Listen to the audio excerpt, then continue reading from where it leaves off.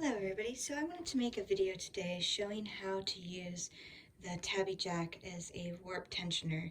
So what I've done before I pressed record was I warped my loom um, and I have taken it off the warping peg and taken the warp, brought it over here.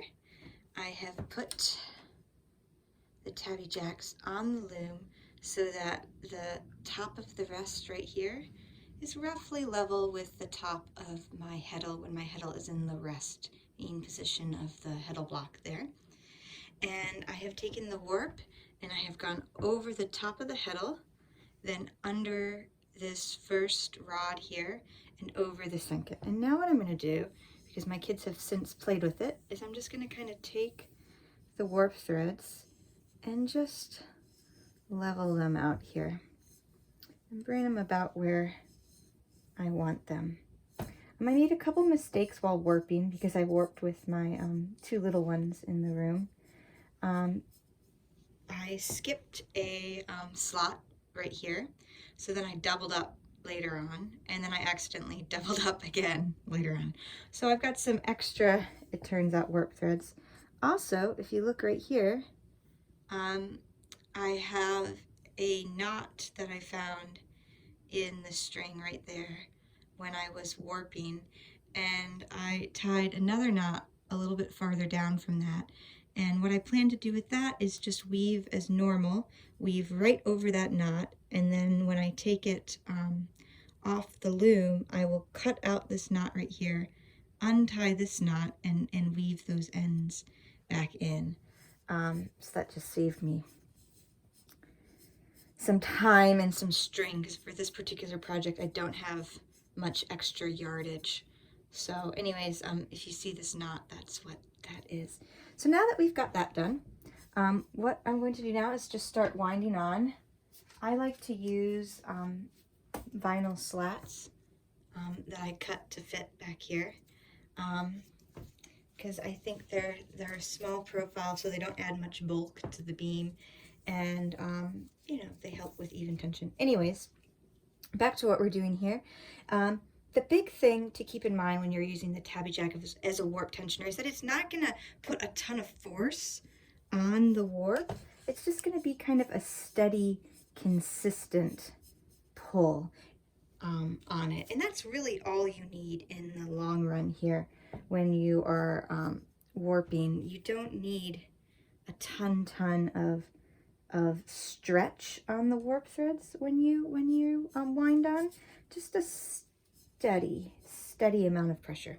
Okay, so here we go. It's pretty simple. I'm just going to start clicking away.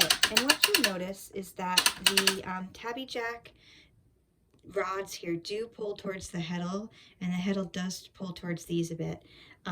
If that does that a ton, you just pull it back to even it up. And there we go. All right. And we're just going to keep on going here. So I'm coming up on my first full rotation.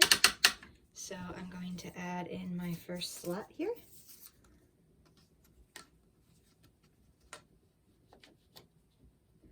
And keep on keeping on.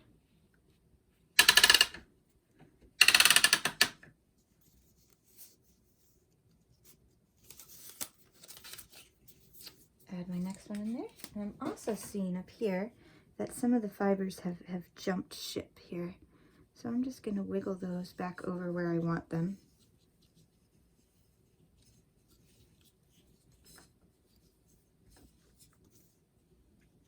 And like I said before, kind of keep on going.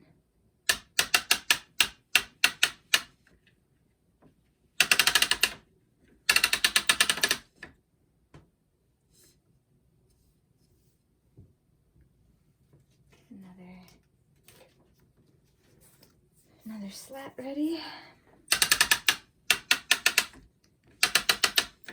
So this is just a nice, easy way to get, you know, some nice even tension on the warp threads. And you can be a perfectionist if you want to be, or just go for it. I've done both ways. It's turned out fine. Just put it in, so we're good to run around again.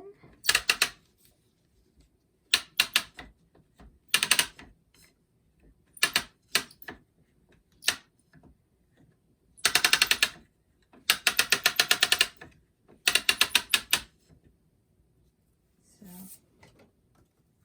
you can see it's going pretty quick. It's going pretty easy. I'm not having to have anybody help me do it. And this is getting a little crazy here, so I'll just even those up a bit there. There must have been some kind of big twist on the from when I put them on the block there.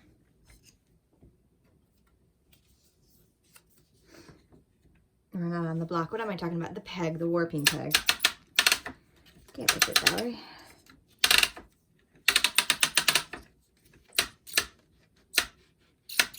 Here's my next one.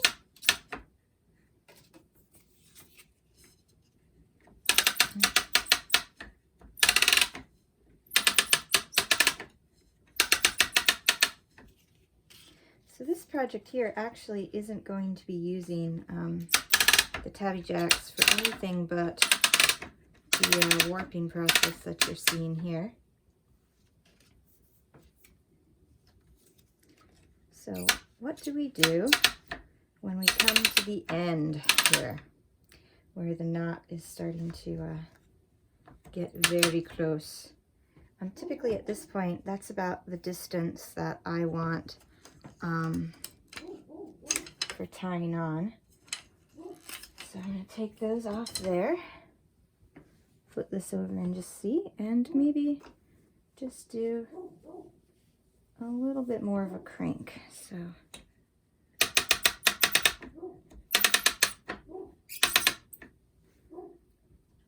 let's see here if I can. There we go. That's good. So if you see, this isn't technically touching there, but I do a lashing on method, so that should be plenty good for my purposes. So now I can cut this bundle and